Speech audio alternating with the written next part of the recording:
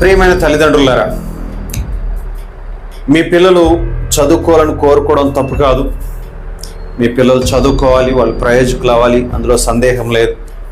కానీ 24 గంటలు చదువు చదువు చదువు అని వాళ్ళని చదువు పేరిట దయచేసి చంపేయకండి. మీ పిల్లలు చదువుకోవాలి, కాదనట్లేదు. కానీ చదువు చదువు అని వాళ్ళ మీద ఒత్తిడి పెట్టకండి.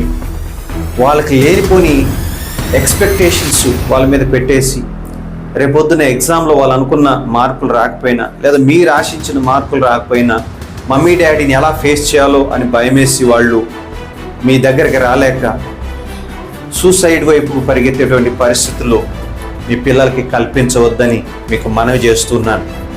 మన పిల్లల్ని కేవలం చదువు విషయంలో మాత్రమే కాదండి, హోలిస్టిక్గా మనం పెంచాలి.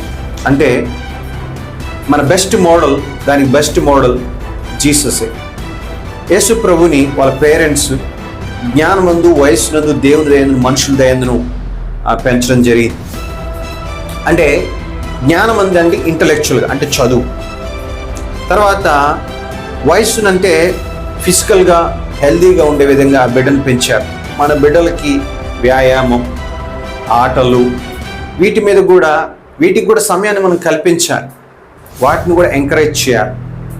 వాళ్ళు ఫిజికల్ ఫిట్గా హెల్తీగా ఉండే విధంగా మనం వాళ్ళకి అవకాశాలను కల్పించాలి. 3, దేవుని దయ, అంటే స్పిరిచువల్ లైఫ్. మన పిల్లలు ఆధ్యాత్మికంగా ఎదగడానికి మనం వాళ్ళకి సహాయపడాలి. వాళ్ళు ఎప్పుడైతే ఆధ్యాత్మికంగా ఎదుగుతారో చెడు అలవాట్లకు దూరంగా ఉంటారు. వాళ్ళు మంచి వ్యక్తులుగా ఎదగడానికి అవకాశం ఉన్నది.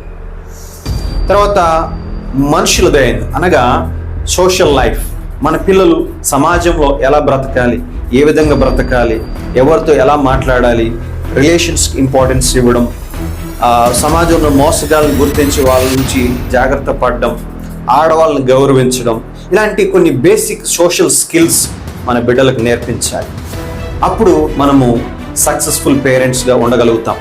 ఈ విషయాన్ని తల్లిదండ్రులను మీరు గుర్తించి అన్ని విషయాలు కూడా వాళ్ళు ఎదుగునట్లు సహాయపడతారని మనస్ఫూర్తిగా కోరుకుంటున్నాను. దేవుడు మీకు సహాయం చేయనుగాక, ప్రభునామం మహిమపరచబడునుగాక. ఆమేన్.